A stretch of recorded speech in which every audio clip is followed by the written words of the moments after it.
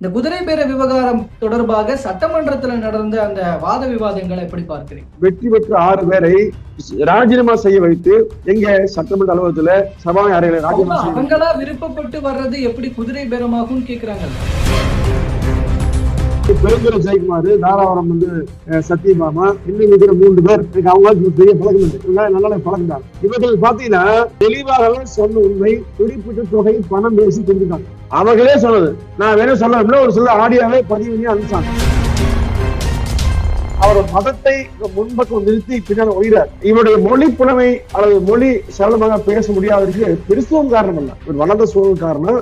திரு மரியவெல்சனுடைய இவரான ஆணவ பேச்சு மிக வன்மையாக கண்டிக்கத்தக்கது. தமிழ்நாடு அரசியல் இந்த மாதிரி எல்லாம் யாருக்கும் பேசுதலே இல்லை. மேகலாக அணை கட்ட போறாங்கன்னு செய்தி வருது. அந்த மாநிலத்தின் முதலமைச்சர் சொல்றாரு. ஆனா முதலமைச்சர் விஜய் அவர்கள் அது குறித்து ஒன்றுமே தெரியாம பொதுவா சொல்றாரு, உலக நாடுகள்ல பல நாடுகள்ல போர் நடக்கிற போது சமரசம் பேசுவதெல்லாம் வாடிக்கை, அந்த மாதிரி நான் போய் பேசலாம் என்று நினைத்தேங்கிறார். ஒரு முட்டாள்தனமான பேச்சு. தமிழ்நாட்டுக்கு நீங்க காவிரி நதியில இருந்து தண்ணீர் திறந்து வர வேண்டும் என்ற தீர்ப்பு வந்துருச்சு. வந்தவன் என்ன பேச போறீங்க? அதாவது 2 தான். ஒண்ணு, அணை கட்ட வேண்டும், கட்டக்கூடாது. நாம் யாருமே வைக்கிறது. அப்போ இந்த புரிதல் முதலமைச்சருக்கு ஒட்டுமொத்தமா இல்லைங்கிறது ஒரு வெட்கக்கேடான விஷயம் தான்.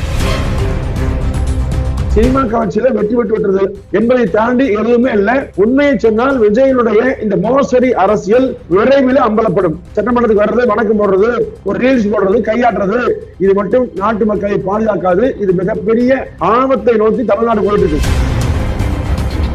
அம்மாவுக்கு பிறகான அதிமுக இல்லைங்கிறாரு. நீங்க தான் ஜிஎஸ்டி நீட்டுக்கு கையெழுத்து போட்டீங்க, சிஏக்கு கையெழுத்து போட்டீங்க, அம்மா போடுங்கன்னு சொல்றாரு. ஆனா இரண்டுமே அப்பட்டமான பொய்னா, இரண்டுமே அம்மா இருக்கும் போதே வந்துருக்கு.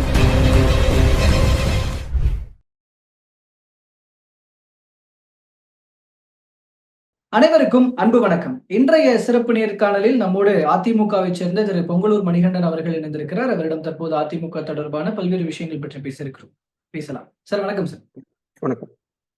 சார், இப்போ தமிழக வெற்றி கழக அரசினுடைய முதல் பட்ஜெட் தாக்கல், அது தொடர்ந்து மானிய கோரிக்கைகள் மீதான விவாதம், பட்ஜெட் மீதான விவாதம் அப்படிங்கிறது நடந்துகிட்டு இருக்கு. இதை தாவேக அரசு எப்படி கையாளுறாங்க அப்படின்னு நீங்க நினைக்கிறீங்க? ஏன்னா இதுல நிறைய இடங்கள்ல அதிமுகவுடனான மோதல்கள், வார்த்தை மோதல்களும் கருத்து மோதல்களும் நடந்துகிட்டு இருக்கு. சோ அதனால கேட்கிறேன். இல்லையா, கையாளுவதற்கு முன்பாக அந்த பட்ஜெட் உரையை வாசிக்கிற நிதியமைச்சர் மரியவெல்சனுடைய மொழியில மிகப்பெரிய குளறுபடி. நான் சொல்றது, ஒருவருக்கு தமிழ் புலமை இல்லாம இருக்கலாம். ஆனா தமிழ்நாட்டில் பிறந்தவர், தமிழ்நாடு நிதியமைச்சராக இருப்பவர் மிக தெளிவாக தமிழை உச்சரிக்க வேண்டுங்க. நீங்க தமிழ்நாட்டில் நாவலர் நெடுஞ்செழியன், பேராசிரியர் அன்பழகன், எத்தனையோ உதாரணம் சொல்லலாம். அவரெல்லாம் மிக ஒவ்வொரு வார்த்தை பேச அடுத்து பட்ஜெட்ல என்ன அறிவிப்பாங்க எதிர்பார்ப்பு இருக்கு. ஆனா மரியவெல்சன் பேசிய வார்த்தை பாத்தீங்கன்னா ஒரு ஆணவம் இருந்தது, ஒரு திமிர் இருந்தது. அதாவது நான் எல்லாம் பிறப்பிலே கிறிஸ்தவன்கிறார். நான் சொல்றது கிறிஸ்தவன பிறப்பு தவறு கிடையாது. ஆனா அதற்காக மொழியை எனக்கு பேச தெரியலன்னு சொன்னா, நான் வளர்ந்த சூழ்நிலை எப்படி, எனக்கு மொழியில தமிழ்ல அது மாதிரி நான் பேச பயிற்சி எடுக்க முடியலன்னு சொன்னா தப்பு கிடையாது. ஆனா அவர் மதத்தை முன்பக்கம் நிறுத்தி பின்னால் ஒய்கிறார். இவருடைய மொழி புலமை அல்லது மொழி சரளமாக பேச முடியாததற்கு கிறிஸ்துவம் காரணம் அல்ல, ஒரு வளர்ந்த சூழல் காரணம். திரு மரியவெல்சனுடைய அந்த தவறான அந்த திமிரான ஆணவ பேச்சு மிக வன்மையாக கண்டிக்கத்தக்கது. தமிழ்நாடு அரசியல்ல இந்த மாதிரி எல்லாம் யாருக்கு பேசுதலும் இல்லை. அதாவது உறுப்பினர் தமிழ்ல நல்ல ஒரு புலமை வாய்ந்த உறுப்பினர் இந்த கேள்வி எழுப்புறார். நிச்சயமாக அடுத்தடுத்து பேசுகிற போது நான் பயிற்சி எடுத்துக்கொண்டு பேசுவேன்னு சொல்லலாம். இது மிகப்பெரிய தவறு. அடுத்து அந்த பட்ஜெட் விவாதம் மட்டுமல்ல, ஒட்டுமொத்த மானிய கோரிக்கை வருகிற போது அதை விவரிக்கிறவர்கள் அந்த துறை அமைச்சரா இருக்கும். இப்ப நீங்க காவிரி பிரச்சனை, மேகதாது பிரச்சனை வருது. அப்போ மாண்புமிகு முதலமைச்சராக இருப்பவர் மிக தெளிவாக அந்த பிரச்சனை குறித்து ஒரு புரிஞ்சு வச்சிருக்கணும். நீங்க ஒன்னும் முதலமைச்சராக இருந்தா புரட்சி தலைவர் அம்மாவை கூட்டு 1000 விமர்சனம் திமுக பண்ணலாம், மற்ற கட்சியில் பண்ணலாம். அம்மாவை பொறுத்தவரையில நாளைக்கு ஒரு மசோதா வருதுன்னு சொன்னா அவர் முதலமைச்சராக உரையாற்ற வேண்டும் என்று சொன்னால் நாடு இரவு 2 மணி 3 மணி வரை முழு தயாரிப்பு இருப்பாங்க. மறுநாள் குறிப்பு கூட அதை வைத்துக் கொள்ளாமல் மிக தேர்ந்த நிலையில மிக தெளிவா தூய தமிழ்ல பேசுவாங்க. அதே மாதிரி விரல் நுனியில ஒவ்வொரு விஷயமே இருக்கு. ஆனா இன்றைய முதலமைச்சர் விஜய் அவர்கள் சினிமா துறையில பணியாற்றியவர், நாம குறை சொல்ல விரும்பல. ஆனால் ஒரு தமிழ்நாட்டுடைய ஒரு வாழ்வாதார பிரச்சனை காவிரிங்கிறது, அது குறித்தான எந்த ஒரு புரிதலுமே இல்லாமல் முதலமைச்சர் அமைதியா அமர்ந்திருக்காரு. இப்ப மேகலால அணை கட்ட போறாங்கன்னு செய்தி வருது. அந்த மாநிலத்தின் முதலமைச்சர் சொல்றாரு, தமிழ்நாட்டில் விவசாயம் எல்லாம் கொந்தளிப்பில் இருக்காங்க. அதிமுக பொதுச் செயலாளர் மாண்புமிகு எடப்பாடியார் உள்ளிட்ட அரசியல் எதிர்கட்சிகள் அனைத்துமே எதிராக பேசுறாங்க. ஆனா முதலமைச்சர் விஜய் அவர்கள் அது குறித்து ஒன்றுமே தெரியாம பொதுவா சொல்றாரு, உலக நாடுகள்ல பல நாடுகள்ல போர் நடக்கிற போது சமரசம் பேசுவதெல்லாம் வாடிக்கை, அந்த மாதிரி நான் போய் பேசலாம் என்று நினைத்தேங்கிறார். ஒரு முட்டாள்தனமான பேச்சு. அதாவது உண்மையிலேயே எந்த அடிப்படை புரிதலும் இல்லாத பேச்சு. ஏன்னா அதையும் கூட சிலர் ஆதரிக்கிறாங்க. இப்போ சரி, ஓகே, ஒருத்தர் போய் பேசுறதுனால அவரு போய் பேசி பாக்குறேன்னு சொல்றாரு. அது ஒரு தடவை அவங்க முயற்சி பண்றதுனால என்ன தப்பு இருக்கு? அவர் போய் பேசட்டும் அப்படின்னு சில கட்சியினர் சொல்றாங்கல்ல. எப்ப பேசணும் அல்ல எப்ப பேசணும் பாருங்க. இப்ப நீங்க உலக நாடு போர் நடக்கும்போது அந்த நாடு அது பேசுறது வேறு. இதுல மறுக்கல, இதுலயே பேச்சுவார்த்தை தவறல. பேச்சுவார்த்தை நடந்தது எப்போ? பெருந்தலைவர் காமராஜர் காலத்திலிருந்து புரட்சி தலைவர் அம்மாவில் காலம் வரை தொடர்ச்சியாக எல்லா முதலமைச்சர் புரட்சி தலைவர் எம்ஜிஆர் அவர்கள் கடுமையா போராடினாங்க. அங்க தமிழர் தண்ணி குடிமாயிட்டாங்க. இந்த பிரச்சனைக்கு தீர்வு இல்லாம நான் தண்ணி கூட அருந்த மாட்டேன்னு சொன்னார். அப்போ அப்படியெல்லாம் பேசி கூட அங்க ஆட்சி பெறுகின்றவர்கள் காங்கிரஸ் ஆண்டாலும் சரி, பாஜக ஆண்டாலும் சரி, அந்த மாநில அரசுகள் தமிழ்நாட்டை வஞ்சித்து வந்திருக்கிறது. இப்போ அதன் வெளிப்பாடாக ஒவ்வொரு முறையும் போராடி போராடி பேசி பேசி முடியாம தொடர்ந்து இடைவிடாமல் நீதிமன்றத்தின் படிக்கட்டுகளை நித்தம் ஏறி புரட்சி தலைவர் அம்மா அவர்கள் ஒரு நிரந்தரமான தீர்ப்பை பெற்றுக் கொடுத்தாங்க. காவேரி மேலாண்மை வாடி அமைக்கப்பட்டது, உச்சநீதிமன்ற நடைமுறை அமைப்பட்டு தீர்ப்பை கொடுத்தாச்சு. அப்போ தமிழ்நாட்டுக்கு நீங்க காவிரி நதியிலிருந்து தண்ணீர் திறந்து வர வேண்டும் என்று தீர்ப்பு வந்துருச்சு. வந்தவன் என்ன பேச போறீங்க? மேகலால நீங்க பாதுகாத்துங்க, நாங்க என்ன சொல்றோம், இதை கட்டுறது என்ன வேடிக்கை சொல்றோம். என்ன போய் பேசுவீங்க?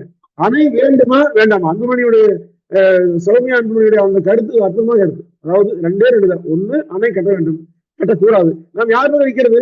அப்போ இந்த புரிதல் முதலமைச்சருக்கு ஒட்டுமொத்தமா இல்லைங்கிறது ஒரு வெட்கக்கன விஷயம் தான். ஒரு முதலமைச்சர் இருப்பவர் உண்மையில ஏதோ சொகுசு வாழ்க்கை பொழுதுபோக்காக சட்டமன்றத்துக்கு வர்றது, வணக்கம் போடுறது, ஒரு ரீல்ஸ் போடுறது, கையாட்டுறது, இது மட்டும் நாட்டு மக்களை பாதுகாக்காது. இது மிகப்பெரிய ஆபத்தை நோக்கி தமிழ்நாடு போயிட்டு இருக்கு. மாறாக சட்டமன்றத்துல இன்றைக்கு அவர் புதியதாக இருந்தாலும் கூட சட்டமன்ற மாதிரியே இல்லை, உண்மையில் ஒரு கேளிக்கை மன்ற மாதிரி இருக்கு. ஒவ்வொரு நாள் மாண்புமிகு சபாநாயகர் சரியாக அவை நடத்துறார். ஆனா அங்க நடத்துகிற பேச்சுக்கள், உறுப்பினர் பேச்சு, அமைச்சர்கள் பேச்சு எல்லாமே கேளிக்கை தான் போயிட்டு இருக்குது. இதுவரை இல்லாத ஒரு மோசமான சட்டமன்றத்தை தமிழ்நாடு பார்த்து கொண்டிருக்கிறது. இல்ல, அந்த வகையில பார்க்கும் பொழுது இப்போ ரீசென்ட்லி நடந்த கான்வர்சேஷன், குறிப்பாக தாவேகாவுக்கும் அதிமுகவுக்கும் நடந்த கான்வர்சேஷன்ல முதலாவதாக எடப்பாடி பழனிசாமி அவர்கள் பேசும் பொழுது குதிரை பேரத்தை பத்தி பேசுறாரு. பட் அந்த குதிரை பேரம் அப்படிங்கிற அந்த விஷயத்த அவை குறிப்புல இருந்து நீக்கணும்னு சபாநாயகர் உட்பட எதிர்கட்சியை சேர்ந்தவர்கள் உட்பட அமைச்சர் ஆதவர்ஜுனா போன்றவர்லாம் பேசுறாங்க. அங்க தாவேகாவுக்கும் அதிமுகவுக்கும் நடுவுல ஒரு மிகப்பெரிய வார்த்தை மோதல் வெடிக்குது. இந்த குதிரை பேர விவகாரம் தொடர்பாக சட்டமன்றத்துல நடந்த அந்த வாத விவாதங்களை எப்படி பார்க்கிறீங்க? மக்கள் தெரிஞ்சோ தெரியாம ஓட்டு போட்டாங்க. 108 இடங்களை வெற்றி பெற்று ஆட்சி அமைத்து விட்டது. அதற்கு பிறகு அங்க அமைச்சராக இருப்பவரெல்லாம் மிகப்பெரிய தகுதி அடிப்படையிலோ, திறமையின் அடிப்படையிலோ, இல்ல மிகப்பெரிய அறிவாளி அடிப்படையிலோ தேர்தலில் போட்டியிட்டு வெற்றி பெறவில்லை. ஆளே இல்லை, கிடைக்கிற ஆட்களை கொண்டு நிறுத்தினாங்க, சினிமா கவுன்சில் வென்றுட்டாங்க. இதை வைத்துக் கொண்டு ஆதவ அவர்கள் இதுவரை இல்லாத ஒரு அமைச்சரையே தான் மட்டுமே மிகப்பெரிய அறிவாளி மாதிரி ஒரு அநாகரிகமாக ஒரு அவதூறான கருத்துக்களை தொடர்ந்து பேசிட்டு வர்றாரு. சட்டமன்றத்துல குதிரை பேரங்கிற வார்த்தை என்பது பேசக்கூடாத ஒண்ணல்ல, பாராளுமன்றத்தில் பயன்படுத்தாத வார்த்தையும் அல்ல. இது இந்திய அரசியல் அமைப்பு சட்டத்துல குறிப்பிடப்பட்டிருக்கிற ஒன்றுதான் குதிரை பேரங்கிறது. ஏன்னா ஒரு கட்சியில வெற்றி பெற்று சட்டமன்ற நாடாளுமன்ற உறுப்பினரான பிறகு அவர்களை கட்சி தலைமைக்கே தெரியாமல், அனுமதியே பெறாமல் தன் பக்கம் இழுத்துக் கொண்டு ஆட்சி அமைக்கிற முறையை தடுப்பதற்காக அரசியல் அமைப்பு சட்டமே உருவாக்கி மாற்றதே ஆகுது. அப்போ இது அப்பட்டமா நடைபெற்று இருக்கிறது. இப்போ அமமுக வெற்றி பெற்று காமராஜ் அவர்கள் ஒரே உறுப்பினர் காரில் அமர்ந்து கொண்டு கையெழுத்து வாங்க வேண்டிய அவசியம் இல்லை. வைகோவை வெளிப்பட சொன்னார். 2 உறுப்பினர்களை ராஜினாமா செய்ய சொல்லுங்க, நானே பிரச்சாரம் பண்ணி வெற்றி பெறுகிறேன் விஜய் சொல்லதான் சொன்னார். அப்ப இதுக்கு என்ன வழக்கம்? அதிமுகவை சேர்ந்தவர்கள் வெற்றி பெற்ற 6 பேரை ராஜினாமா செய்ய வைத்து எங்க சட்டமன்ற அலுவலகத்துல சபாநாயகர் அறையில ராஜினாமா அவங்களா விருப்பப்பட்டு வர்றது எப்படி குதிரை பேரமாகும் கேக்குறாங்கல்ல. இல்ல, விருப்பம் எப்படி வரும்? நடக்கிறது தான் அப்படின்னு. ஒரு மனைவி ஒரு கணவன் கல்யாணம் பண்ணிட்டாரு, இன்னொரு பெண் திருமணம் ஆசைறாங்க, அவனும் விருப்பம் ஒத்துக்குங்களா? அதாவது சட்டமன்றத்துல பெரும்பான்மை இல்லாத அரசுக்கு தெரியும். அப்ப ஏன் ராஜினாமா பண்றாங்க, ஏன் இருக்கிறாங்க வெளிப்பட தெரியாதுங்களா? இப்போ 125 118 சீட்டு விஜய் கட்சி இருந்தா இதை செய்வாங்களா? இந்த முயற்சி எடுப்பாங்களா? இல்ல எம்எல்ஏக்கள் போவாங்களா? போனது மரியாதை இருக்குமா? அப்போ இவர்களுக்கு ஒரு மரியாதை தரப்படும் அல்லது பதவி தரப்படும் ஆசை வார்த்தை கூறி தங்களுக்கு பெரும்பான்மை வேண்டும் என்கிற அந்த அவசர அடிப்படையில விஜயுடைய அரசு செயல்பட்டு வெளிப்படையா தெரியுது.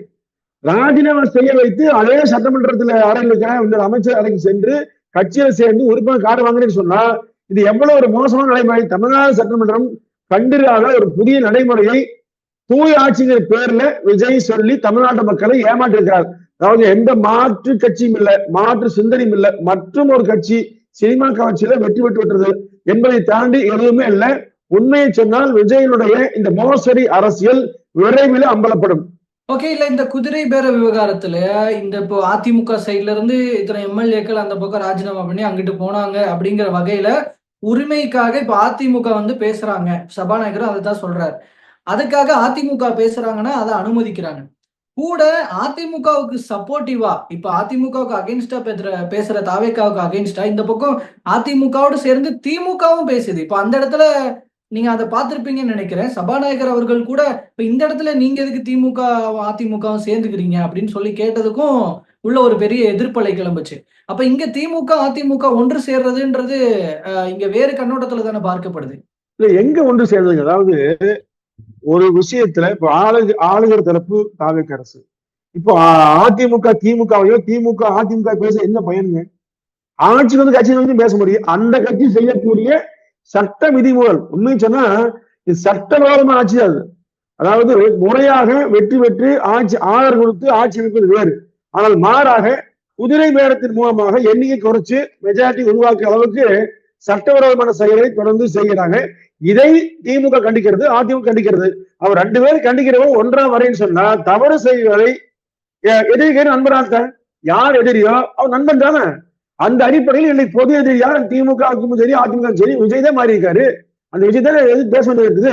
இப்ப நீங்க மாறி மாறி அதிமுக திமுக குறை சொன்னீங்க. அதுதான் இப்ப கேள்வி. அப்ப பொது எதிரிக்காக இந்த இடத்துல அதிமுகவின் பிரதான கொள்கையான திமுக எதிர்ப்பையே சமரசம் பண்ணிட்டு திமுகவோட போகுமா அதிமுக? இல்லைங்க. அதாவது போதுன்றதுக்காக அதிமுகவுக்கு எப்போதும் பொது எதிரி திமுக தான். புது எதிரி தான் விஜய். ஏன்னா அந்த புது எதிரியை அவர் சொல்லின் அடிப்படையில செயல் அடிப்படையில நாங்கள் கண்டிக்கிற அதே கருத்தை திமுகவும் கண்டிக்குது. அதாவது ஏன் திமுக கண்டிக்க பாருங்க, அவர்களோடு இருந்து வெற்றி பெற்றவர்களை எல்லாம் தன் பக்கம் இழுத்துக்கொண்டு ஆட்சி அமைக்கிற அந்த வாய்ப்பை பயன்படுத்தி என்ன கண்டிக்கிறாங்க. அதிமுக தரப்புல இருந்து 6 பேரை விலக வைத்திருக்காங்க, 25 பேரை திரட்டி ஒன்றாக சந்தித்து ஆட்சி அமைக்க உதவியை பெற்றிருக்காங்க. நம்பிக்கை வாக்கெடுப்புல மக்கள் வச்சிருக்காங்க.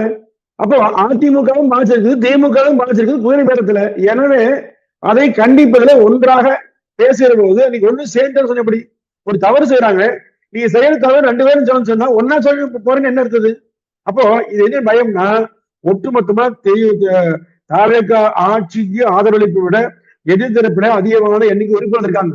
எனவே இந்த அச்சத்தின் வெளிப்பாடாக தாவேக அரசு பேசிக் கொண்டிருக்கிறது. குறிப்பா நேற்று பாருங்க, அமைச்சர் ஆதவர்ஜுனா ஒரு அப்பட்டமான பொய்யை சபையில பேசியிருக்காரு. ஆனா இந்த சபாநாயகர் வந்து கண்டிக்கும் இல்லை, அதை பத்தி பேசவும் இல்லை. சபாநாயகருடைய சிறப்பா நடத்தலாம் கூட இது நிறைகுறையும் நிறைய இருக்குது. அதே மாதிரி விஜய் ஏற்கனவே இப்படின்னு கை பண்ணி காமிச்சாரு. இதெல்லாம் வந்து சபாநாயகர் அனுமதிச்சு எந்த நாட்டுக்கு நன்மை செய்யக்கூடாது, எந்த வரப்போகுது? இப்போ நேற்று ஆதவர்ஜுனா மிக மோசடியாக ஒரு வார்த்தை சொன்னார். அதாவது அம்மா இருந்தவைதான் அதிமுக, அம்மாவுக்கு பிறகான அதிமுக அது அதிமுக இல்லைங்கிறாரு. ஆராய்ச்சி செய்தி பார்த்தீங்கன்னா நீங்க தான் ஜிஎஸ்டி அதே மாதிரி நீட்டுக்கெல்லாம் கையெழுத்து போட்டீங்க, சிஏக்கள் கையெழுத்து போட்டீங்க, அம்மா போடுங்கன்னு சொல்றாரு. ஆனா இரண்டுமே அப்பட்டமான பொய். என்னன்னா இரண்டுமே அம்மா இருக்கும் போதே வந்து விட்டது. அது நீட் ஆகட்டுமே ஜிஎஸ்டி ஆகட்டும் வந்துருச்சு. இல்ல அதாவது நீங்க கையெழுத்து போட்டது அப்படிங்கிற ஐ மீன் ஜெயலலிதா அவர்கள் இருந்த வரைக்கும் அவங்க இங்க அலோவ் பண்ணல, இங்க வரவிடல. ஆனா 2017க்கு பின்பாக வந்த அதிமுக வரவிட்டுருச்சு. நீங்க பாஜகவோடு அவங்களுக்கு அடிமையாக போய்விட்டீர்கள் அப்படிங்கிற அந்த நீங்க தவறான வார்த்தைங்க. அதாவது 2017க்கு பிறகுதான் சொல்றாங்க. அதாவது ஜிஎஸ்டி சிஏஏ எப்ப கொண்டு வந்து சொல்றீங்க, எப்ப கொண்டு வந்து பாருங்க. அதாவது 2015ஆம் ஆண்டு நாடாளுமன்றத்துல கொண்டு வரப்பட்டது, நிறைவேற்றப்பட்டது. 2016ல நாடாளுமன்ற மாநிலங்களவையில சட்டம் கொண்டு வரப்பட்டு நிறைவேற்றப்பட்டது. அம்மா அம்மா இருக்காங்க. இப்போ 2017 முதல் நடைமுறைக்கு வருது. ஆனால் அன்றைக்கு பெட்ரோல் டீசல் இரண்டையும் ஜிஎஸ்டியின் கீழ் கொண்டு வரக்கூடாது என்று தமிழ்நாடு உட்பட புரட்சி தலைவர் அம்மா உட்பட சில மாநில முதலமைச்சர் கோரிக்கை வச்சாங்க. அதை அன்றைய நிதியமைச்சர் அருண் ஜேட்லி அவர் ஏற்றுக்கொண்டு நடைமுறைப்படுத்தினார். அது இன்னைக்கு தொடருது. அப்போ இது ஏற்கனவே அந்த ஜிஎஸ்டி மசோதாவை அன்றைக்கு புரட்சி தலைவர் அம்மா அவர்களே ஆதரிச்சாங்க. ஏன்னா இந்த கண்டிஷன் மட்டும் ஆதரிச்சாங்க. அது இன்றைக்கு மாறல. அதே மாதிரி நீட் பாத்தீங்கன்னா 2016ஆம் ஆண்டு ஏப்ரல் 16ஆம் தேதி உச்ச நீதிமன்றம் ஒரு தீர்ப்பு வழங்குது. இந்தியா முழுமைக்கும் அவை ஒரே மாதிரி நடைமுறைப்படுத்தப்பட வேண்டும் என்று ஒரு தீர்ப்பு வருது. அந்த தீர்ப்பு வந்த பிறகு தமிழ்நாடு உள்ளிட்ட சில மாநிலங்கள் விலக்கு வேண்டும் என்று கோரிக்கை வைக்கிறாங்க மத்திய அரசுக்கு. அப்போ அது உச்ச நீதிமன்ற தீர்ப்புக்கு காரணத்தினால அன்றைய மோடி அரசு அந்த நுழைவுத் தேர்விலிருந்து விதிவிலக்கு ஓராண்டுக்கு தர்றாங்க. 2016-17ஆம் கல்வியாண்டுக்கான ஓராண்டுக்கு விதிவிலக்கு அளிக்கப்படுகிறது. இது எல்லாமே தெரிஞ்ச விஷயம். அப்போ அம்மா இருக்கிற போதே வந்துருச்சு. அப்போ 2016ஆம் ஆண்டு அம்மா உயிரோடு இருக்கிற போது அது சட்டமாயிடுச்சுங்க. உச்ச நீதிமன்ற உத்தரவுப்படி சட்டமாயிடுச்சு. அப்போ ஓராண்டு அதுக்கு பிறகு என்ன ஆகுதுன்னா உச்ச நீதிமன்றம் இந்தியா முழுவதும் நடைமுறைப்படுத்து வந்துருச்சு. அதான் உண்மையான விஷயம். அப்போ இது நீங்க தான் கையெழுத்து போட்டீங்க.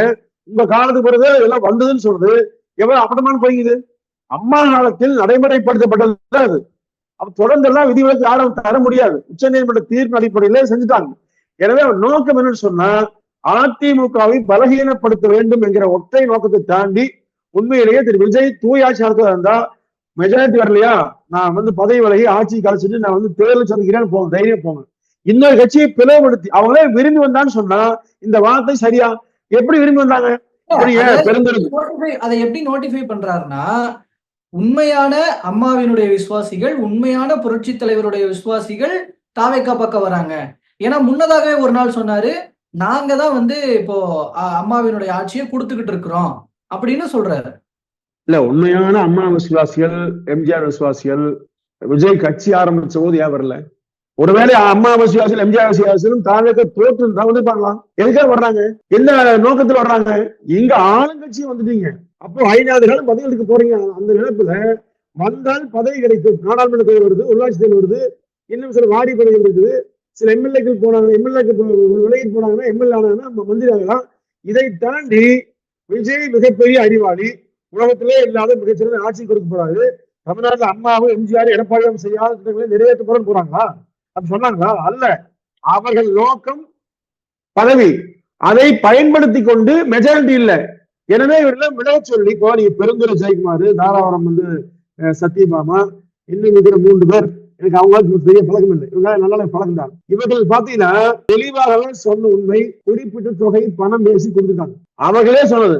நான் வேணும் சொல்ல ஒரு சில ஆடியோவே பதிவு பண்ணி அனுப்பிச்சாங்க. அதாவது குறிப்பிட்ட தொகை ஜெயக்குமாருக்கும் குறிப்பிட்ட தொகை சத்யபாமாவும் கொடுத்துருக்காங்க. நீங்க அதிமுகவில் வென்றீங்க, என்ன எதுக்காக போய் சேர போறீங்க? என்ன மாற்றம் வந்துச்சு? அப்போ இவர் மாற்றத்துக்குரிய தலைவர் அவர் இது மாதிரி ஒரு அறிவாளி இல்லைன்னு சொன்னா தேர்தலுக்கு முன்பாக இன்னைக்கு குற்றச்சாட்டு எல்லாம் சரி போயிருக்கோம்ல. அப்ப சொல்லாம ஜெயிச்ச பிறகு ஆட்சி அமைச்ச பிறகு அங்க பற்றாக்குறை பிறகு போறேன்னு சொன்னா உங்க நோக்கம் என்ன, அவர் நோக்கம் என்ன? இதான் சொல்றேன், தூய ஆட்சியே அல்ல, உண்மையான ஒரு மோசடியான ஆட்சி விஜய் ஆட்சி. ஓகேங்க சார், பார்ப்போம் பொறுத்திருந்து. அடுத்தடுத்து நடக்கிற நிகழ்வுகள் தொடர்பாகவும் பேசலாம் சார். தற்போது வரைக்கும் பல்வேறு தகவல்கள் கருத்தில் பயன்படுத்த ரொம்ப நன்றிங்க.